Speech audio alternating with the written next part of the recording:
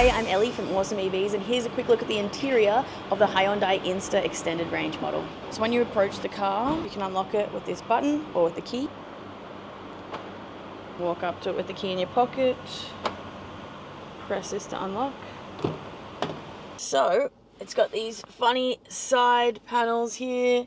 It has electric windows on the driver's seat for up and down. Let's check the passenger seat. Yep, electric. What about the back seats? You can't put them automatically all the way down in the back.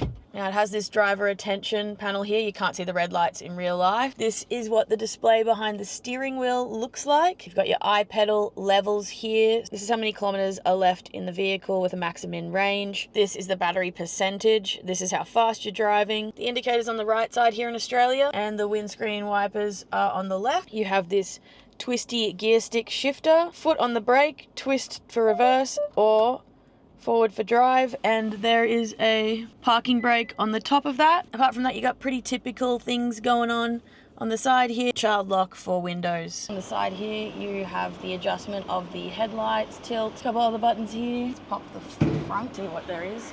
There's your look inside the front. There is no frunk.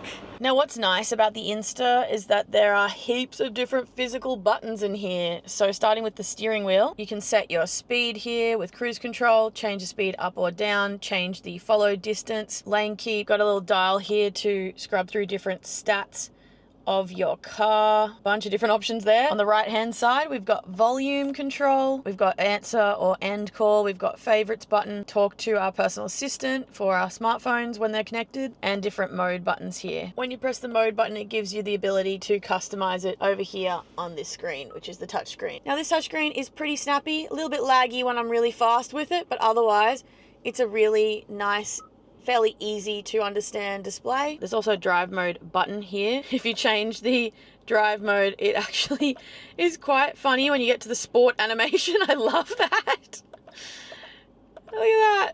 Fiery. You have vents here in the front that are manual for opening and closing, a really obvious hazards light. You've also got a vent fan here and one on the other side for the passengers. Down in the center here, you have so many easy to reach physical buttons while driving. Now the buttons over in the center console here are so good. They're easy to reach, they're easy to see. You've got your cameras, so you got your camera there. You got AC off and on. You want to make the temperature more cold or warm. Tuner button, volume dial, media off and on to press in. Maps, navigation.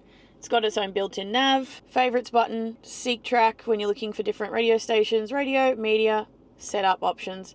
If you press setup, it takes you kind of into your settings menu up here. You got other typical air conditioning controls, and you can adjust the fan speed in a very intuitive way. Along with that, you have a little nook here which has a Qi charging wireless phone charging pad there. Then you have another small storage container there, and unfortunately there are only manual seats in this model, so I've just slid that back, but that's not a worry. So this is your other bin, and down here, which is quite hard to see, this is a regular AC wall charger, so you can plug appliances in, charge a laptop, charge a camera, anything like that.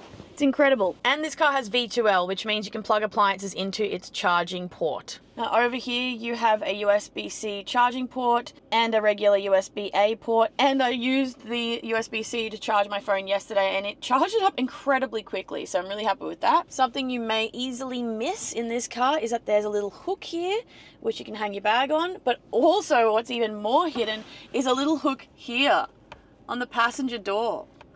How good is that? There's not much going on in here, relatively small tray, and you have a flat floor, and these are the custom Inster floor mats that you'd have to add on with an additional cost. While we're here, a quick look at the seats. I love the look of these. You've got a kind of almost bench seat situation. It feels somewhat conjoined, the passenger seat and the driver's seat, which it just has this really cozy feeling. You've also got an armrest for the driver, which can be moved back, and these cup holders, which do fit a pretty typical Mount Franklin water bottle. Haven't been able to test a bigger one.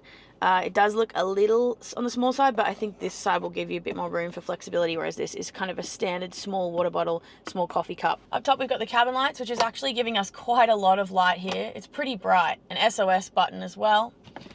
We have another light on the ceiling, as well as your mirror, which is the same on the other side. Light, mirror. The ceiling has its own pattern as well. I don't know if you can tell, but it's really nice. That's the lighting in the back. Quick look at the back seats. The back door handle looks like this. Let's jump in the back. There is not a whole lot of room in the back, but for me, when I've got the chair relatively forward as a short 5'1", 155 centimeter person approximately, it's not too bad, and my head does not hit the roof. This is what it looks like out the front. For reference, I can fit a backpack in the seat well currently. There are no vents in the back though, but because this car is so incredibly small, I can envision it not being a huge deal, but it is nice to have that. Now down here it's a bit hidden, but there is a USB-C charging port in the back seat, which is pretty sick. You can also get accessories that make this a fold-out tray, like an airplane seat. Got a bit of storage in the back. Not a lot of storage in the boot, but all the seats in this particular model can be folded flat, which I'll be testing out in another video. Typical handles up here. This one has a hook as well. Apart from that, there's not a lot else going on in the back here. Now the boot isn't automatic in this one, so you have to open that. It's just a small amount of room and this tray here. Underneath, however, it is pretty deep.